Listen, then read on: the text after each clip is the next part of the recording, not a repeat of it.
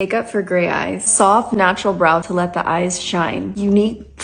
Unique and fun belong to you. Just like this primer. Did you know only 3% of the world's population has gray eyes? Skin needs to be glowing to the gods. I mean, you might actually be a goddess, because all you really need is a skin tint and a neutral coverage, because the cool tone in your eyes bring the brightness. You do want to get a good bronze. It's gonna help balance the cool tone in your eyes. No matter if you have gray or green based eyes, bronze is always gonna look good. When I think of gray eyes, I think of fairies, enchanted. Those are just the vibes that I get. But this blush right here, this illuminating pinky blush, making my skin look even glowier.